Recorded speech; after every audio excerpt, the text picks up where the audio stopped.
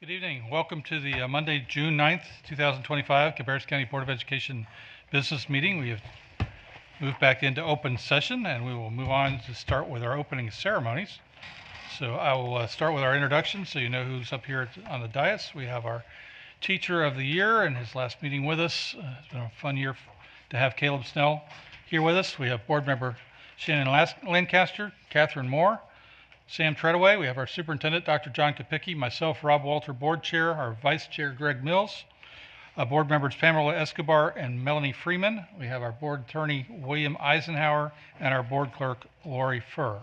So with those introductions and I don't know if our SROs are in the room, but if they are, we have Deputy Mark Summers. He's our SRO at Cox Mill, and Deputy Thomas Burgess at Bethel Elementary, and we appreciate them being here tonight as well. So with that, we will move on to 4.02, which is our Pledge of Allegiance.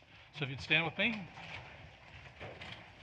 I pledge allegiance to the flag of the United States of America and to the republic for which it stands, one nation, under God, indivisible, with liberty and justice for all.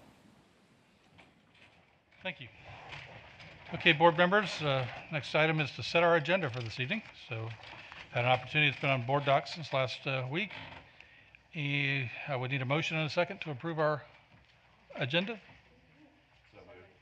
So Mr. Treadaway and Mr. Freeman, any further discussion? Okay, all in favor of setting our agenda tonight, please say aye. Aye. Aye. Anybody opposed? Okay, well, our agenda has been set and we will move right along. So we did have a recognition tonight. Unfortunately, I was not able to join us, so we'll go ahead and just congratulate Cameron Tucker. He is quite the athlete at J.M. Robinson High School. He has won the individual state championship in track in both the 200 meter and 400 meter. So I think they would say he was just a junior, so we expect to see him back again with some more championships next year. But just wanted to make sure that he gets recognized for that achievement. So with that, we'll move on to item number 7, which is approval of minutes. We've had the minutes for our work session on May 5th and our business meeting of May 12th. They've been out there for board members to review and comment. Do we have any changes, or are we good with approving our minutes? I make a motion we accept both of those minutes that were submitted. Second. Okay, we have a motion by Mr. Treadaway, a second by Ms. Escobar to accept the minutes as they were presented. All in favor, please say aye. Aye. Anybody opposed? Okay, we have our minutes have been set. Next is Board Chair Superintendent comments, 8.01, and just a few things to mention. So I do want to express my appreciation for our fellow board members and our superintendent for their support and advocacy on behalf of our school system's needs and budget priorities, both during the county's budget workshop last week and also through multiple interactions with our county commissioners, our county staff, and members of the public over the last couple months. So I want to extend also my thanks to our county commissioners, Lindsay, Workman, Pittman, Jones, and Shue for their discussions, honest perspectives, and verbal commitments that they made during the workshop last Wednesday. For those that didn't see that meeting, the commissioners invited Dr. Kopicki to speak and answer some questions. They also shared their strong support for our school system, our teachers, and our families, and most importantly, our students. Two things that I saw that came out of those discussions was first, that the commissioners listened and ultimately indicated a consensus that some funds could be reallocated and fully fund our school system's operational request. That's all without increasing the tax burden on our local taxpayers. To my knowledge, I think that's the first time we've ever had our entire operational request funded. So a huge thing for that. Big thanks for that consideration. And it's also that commitment also adds money to both Kannapolis City School and charter school students because they're funded at a per student basis. So students will benefit all across the county, not just Cabarrus County schools. So secondly, one clarification on part of that is our budget request does include an increase for local teacher supplements. It's done as a percentage, since our supplements are a percentage of the state salary. Both the House and the Senate's proposed budgets currently include teacher raises. So that would reflect back to the local to provide the supplement based on the percentages of those increases. And then lastly, and just as importantly, our county commissioners and county staff indicated the support of moving forward with to address the serious overcrowding issues that we have in the northwest area with our elementary schools. They stated that they would take action this year without raising taxes, planning to go to the local government commission for approval in November, and we might actually see a school break ground next year, which is desperately needed. So, of course, nothing's final until they actually vote on it next week, but it's very encouraging. And again, I appreciate everybody's support, highlighting our needs and our priorities. So with that, I will hand it over to our superintendent, Dr. John Kopicki. Thank you, Mr. Walter. And I appreciate your comments, and I echo the support that the county is also demonstrating in the positive outcomes of the meeting that we held last week. I do appreciate their support and for consistently working to collaborate with us and to make sure that we're communicating to one another the needs of the school system. We being myself and the board members to my left and right, will continue to advocate for what's best for Cabarrus County schools. And I appreciate the board's support as well on a lot of that work that we're doing with the county. So thank you to everyone that's involved. Two brief announcements. Our Summer Leadership Academy. I'd like to start this evening to speak to that and how excited we are to welcome all of our school and district administrators to our Summer Leadership Academy, which gets started tomorrow at the Cox Mill High School. Over the next 3 days, our school administrators and our school improvement teams will be reflecting on the past year and setting their goals for the 2025-26 school year. Our district prides itself on continuous improvement, and the work done at Summer Leadership sets the stage for this over the next school year. In Cabarrus County, we continue to be proud and impressed at how far we've come, and that excellence is a tribute to our teachers. Again, I want to reiterate, we can never thank them enough, and I appreciate the hard work that they are doing. And the results and the achievements, the preliminary achievement results that we're seeing is just a fine tribute to the excellent teaching staff that we have here in Cabarrus County. And we will share that more with you as we open up the next school year when the state releases the final data points. But I can tell you that you should be encouraged. Our teachers have done a phenomenal job. They just continue to impress and do great work with our kids, and I appreciate that. So that begins tomorrow, and we basically ask the question, how can we make our system better? And that's the question that we constantly ask and are looking to continuously improve. We don't sit here and say that we've solved every problem and that there are no areas in which we can improve on, because there are many areas we can improve on, and we will continue to do that and focus on that. And then just a reminder to everyone that our school nutrition program is again proud to offer free healthy summer meals to all children 18 and younger through the North Carolina Summer Meals Program. There's no registration required, and the meals will be delivered Monday through Thursday by bus through July 31st.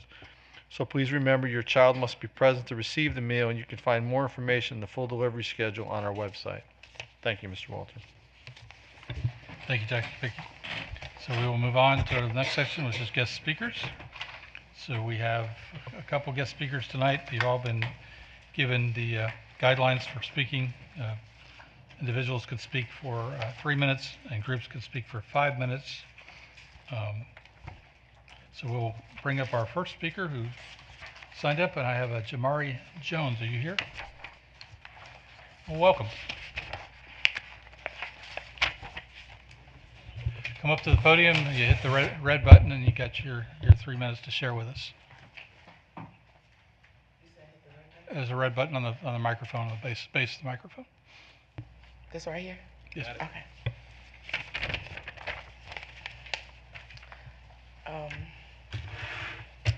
Good evening. I do want to first thank you all for the opportunity to stand before you and give you some of my concerns as a parent. I do currently have 3 children who are in Cabarrus County School System, a rising 11th grader and 2 rising 7th graders. And my rising 7th graders are the ones I'm here to speak about today, and my experience with them both having IEPs at Winkler Middle School. My children, Samuel and Asha Jones, both have been diagnosed with ADHD, and they both take medication to help with their ADHD. My son Samuel has had IEP since he was in 2nd grade, and my daughter, she just got hers at the end of her 5th grade year. At the time when I found out when my daughter had got her IEP, she got her IEP because of behavioral issues. And when she got her IEP at the end of her 5th grade year, I found out she was reading at kindergarten level and her dyslexia numbers were high. I did not know that previously. So when she went to middle school at Rinkler Middle, she still was having some behavioral issues. I did not condone her behavior, and I still don't. Um, but I felt like her consequences were too excessive for her, even though she wasn't the aggressor.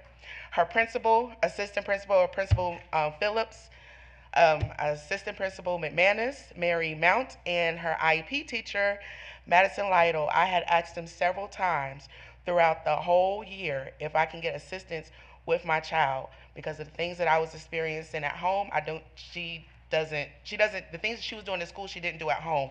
So I was trying to collaborate with them by asking them for smaller classrooms. They could not accommodate smaller classrooms. I asked them if she can do an extended school year. They told me no, that she could not do an extended school year because she doesn't qualify. But she didn't qualify and she failed all of her classes. I found out through her second MDR, because she had two within a month of each other, that they just wouldn't accommodate. And then eventually, with her last MDR, with, what's her name? Miss Ellis. She's the LEA for the district.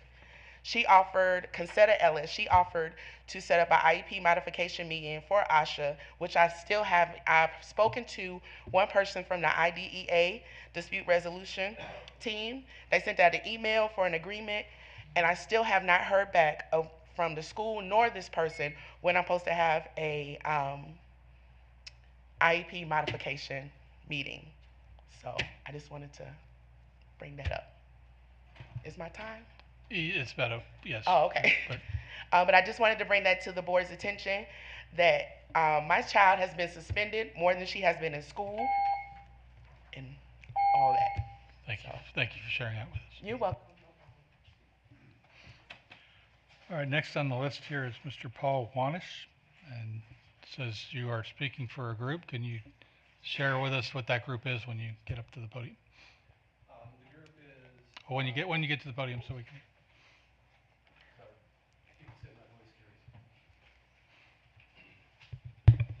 Good morning or afternoon. Welcome to good evening to the board members and Dr. Kopicki speaking for ISOS, which is a student-based assistance group. I hope you enjoyed your Memorial Day weekend. I had a great time touring the county, looking at county property. I looked over 8 properties totaling 690 acres of well-manicured facilities. They all had nicely mowed fields, but I was shocked at the lack of any people for this holiday weekend. Conversely, I counted hundreds of residents using county parks, such as Dorden, Frank Lesk, Vietnam's Veterans Park. So I was amazed there wasn't a single person on the first 8 properties around the county. Then I realized the property managers overtly discourage use through signage, chain link fence, locks, cumbersome procedural requirements. What was I looking at? It was the 8 high schools in the 8 high school campuses. Ironically, Cabarrus County documents an effort called School Parks. This is supposed to be an effort where Cabarrus County Parks and 2 school districts in the county. It is anchored in State Statute 15204, which states to assure maximum use of public school facilities by the citizens of each community in the state. I'd assert all 3 participants have done little to implement the state's goals since the 70s. Ironically, Cabarrus County Parks and Active Living, Cabarrus County Schools, and Kannapolis Systems all call out the state requirements, but collectively have grossly missed the point of the law. In contrast, High Point schools, or High Point city parks, control the athletic fields and have significant community use, community across the state. I understand isolation during education, during school hours, but other hours should be encouraged for public enjoyment as well. I respect the notion of inter-school competitions and the need for security around things like school athletic competitions, but there is no reason that they should be any more concerned for the land at the schools than the county parks. Example, should I have to have a $1 million insurance policy protecting the schools and myself to go play tennis? That's not what happens in the county parks, in the city parks. Concord's latest attempts at parks have not gone well. New trails and some parks had extensive maintenance, ending up with about what we started with, and that was a $16 million bond 3 years ago. I offer a simple solution. On at least 4 of the high schools in the county, have the Parks Department add several pavilions with grills, call them parks. This automatically provides gathering places very quickly around the county while keeping the costs very low. Expenses could be covered by the Concord 22 bond for some sites. Make these sites county parks and add reservation requirements as with other parks. There seems very little reason this couldn't be in place by August to complement the TV ads that now Cabarrus County Health Alliance is saying to get people out and exercise. Parks need to be measured by their success, and I haven't found anybody that does any measuring to find out how much community involvement they get on the parks, not school district use of it. Thank you. The only thing I heard, Rob, I came in late, I apologize. Rob said that we got all the money from the county. County said they reduced our request from 12.6 to 10%. It went up to 12? Very good. Congratulations on an excellent effort. Thank you. Thank you, Mr. Wanish. Next on the list is Harry Lancaster.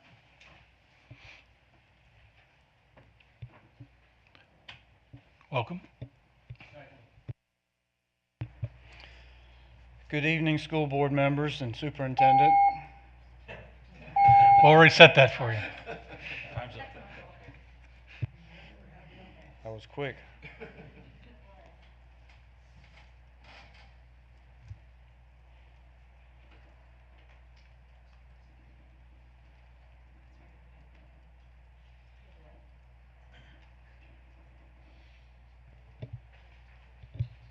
Looks like she's good now.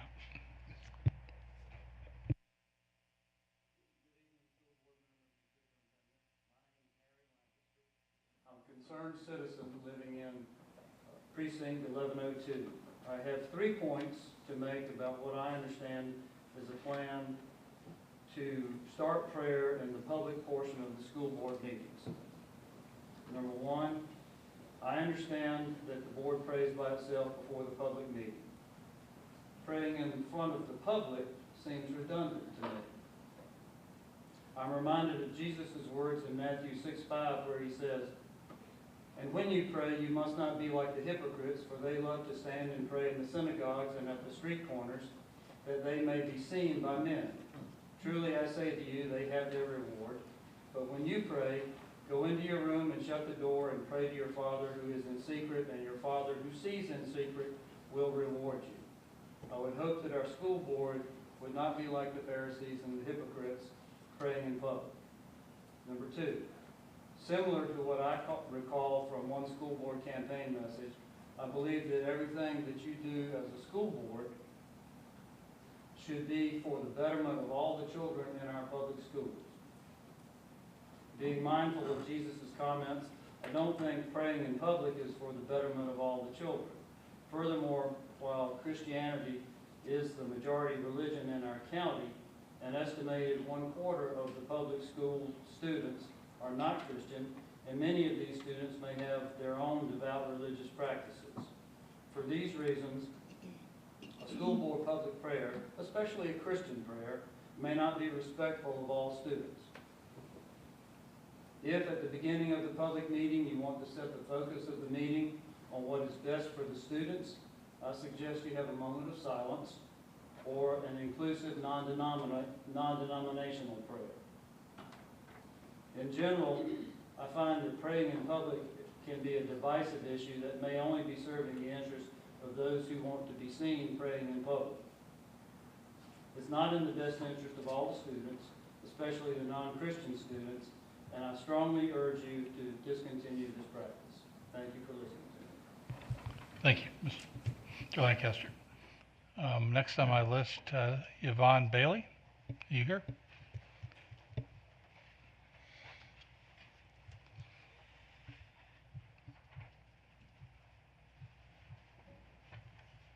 Looks like we got the timer set correctly, so welcome. Good evening, everyone. My name is Yvonne Bailey, and I am a substitute teacher for Cabarrus County Schools for the the past 5 years. For the past 3 years, I've been interim substitute teaching for the EC program, something I truly love and take to my heart seriously. That's why I'm here. I'm going to start from how I would like to see everything end. If I can make a suggestion, I know there's not a lot of teachers, not a lot of EC teachers. I would like to be able to see students that are on the same education level be in a classroom together. I think it's very unfair to the students and to teachers and the other students in the classroom for the EC students to be pulled out every half hour, go into a classroom to try to learn a skill, 10, maybe 15 minutes, then bounce back to their class. They're not really learning anything. And for them to be pushed or moved on, I should say, to go to the next school level, age level, class level, and still not know anything. This past year, I've worked with several students that realistically are on kindergarten and first grade level, going to the third and fourth grade. That's how all the bullying, teasing, everything starts. Even with that being said, me being an EC teacher, my time is half hour, 1/2 hour. So I have to physically leave my class, walk and gather students, bring them back to my class, have them get settled. In students' minds, which I understand, they feel that this coming to me is free time. They're away from the structured learning in the classroom. So when I bring them back to my class, I have to get them settled, then try to teach them what I'm going to teach them, stop short because I have not accomplished everything I want them to learn, and then walk them back. That's all day. I'm not complaining. Well, you got the You don't have to leave yet. We're interested in what you have to say. You got the gist of what I'm saying. I just feel that if they were in a classroom all together, and even if a fifth grader is on the second grade level, they can all learn the same thing at the same time.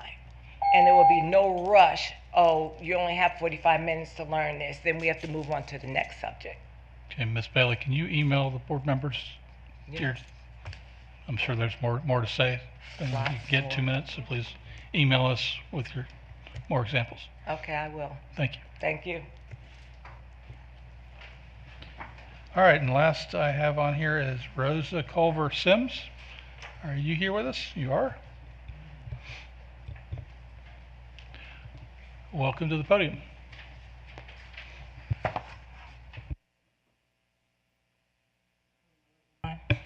Yeah, it looks like you got the 3 minutes. Okay, I'm Just speaking as for long as the red light's on, I think you're good. Okay. Good evening. Nice, thank you for letting me speak. I am here on behalf of the Cabarrus County Democratic Party. And we have a resolution in support of Cabarrus County Board member Pam Escobar. Whereas Pam Escobar has served with integrity, dedication, and courage as a member of the Cabarrus County Board of Education, advocating tirelessly for students, educators, and school support staff. Whereas as one of only 2 Democrats on the board, Pam has demonstrated an unwavering commitment to the values of our party, consistently prioritizing equity, transparency, and the well-being of all children in our school system. Whereas Pam has become the target of politically motivated campaign of scrutiny and intimidation spurred by the Cabarrus County Republican Party, which has included unacceptable personal attacks and threats to her safety. Whereas such tactics have no place in our democratic process and threaten the ability of public servants to do their jobs free from fear and harassment. Therefore, be it resolved that we stand in full support of Pam Escobar and commend her principled leadership and courage. Be it further resolved that we strongly denounce the harassment of her any threats made to her safety, and all forms of hateful rhetoric, whether from an individual within our party or outside of it. Be it finally resolved that we call upon community members, elected officials, and leaders from all parties to uphold the values of civil discourse, mutual respect, and a shared commitment to public education. Cabarrus County Democratic Party. Ma'am, do you have a hard copy of that, or can you email that to us? Would you like a hard copy? Share with the board, yes.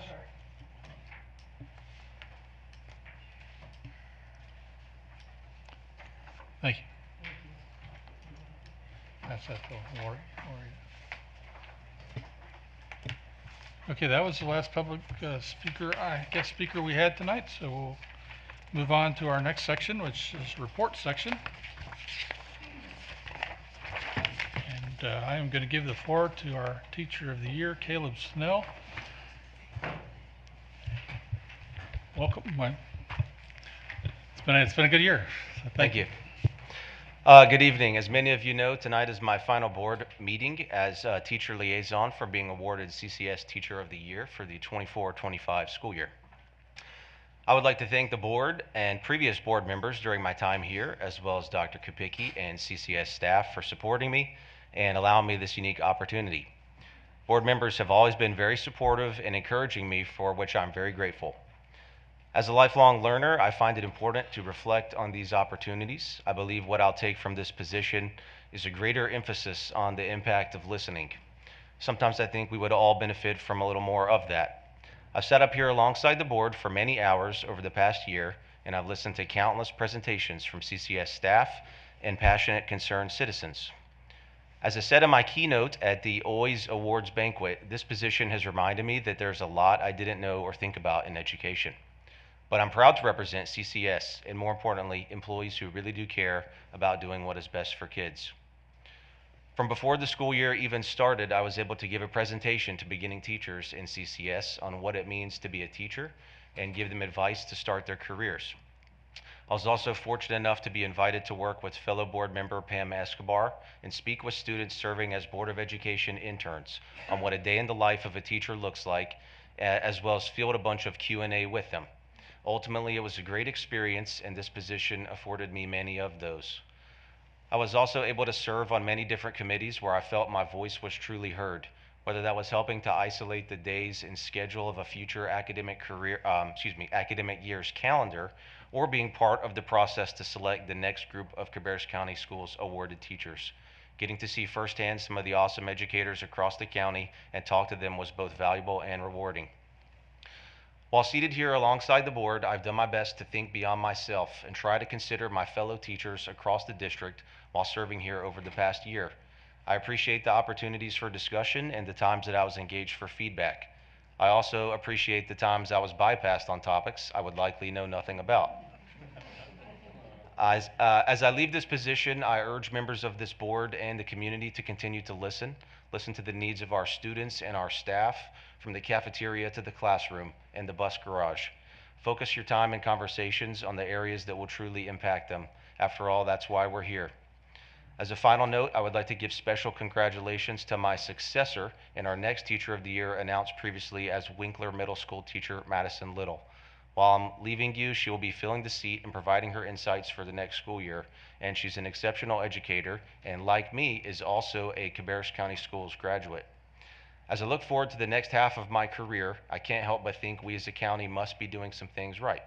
Once again, thank you for the opportunity. Thank you so much, Caleb. Added a lot of value to our board this year. Appreciate it.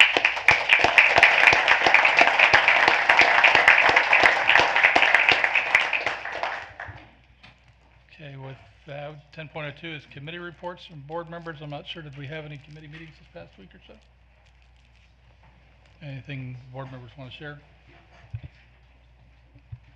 Okay. We'll move on to the approval of our consent agenda. So we've had a number of those items we've discussed in detail last week. We all were comfortable with what was on there and were comfortable adding it to the consent. So now I will need a motion and a second to approve that consent agenda with those items. Second. All right. Motion by Mrs. Escobar, second by Mr. Treadaway. Any further discussion? Okay, all in favor, please say aye. Aye. Anybody opposed? All right, the items on our consent agenda have passed. So we have a few items on our action agenda. First one is 12.01 policies for first read, and one of those on there is 6220 operation of school nutrition services, and we have Mr. LeGrand at the podium. Good evening, everyone.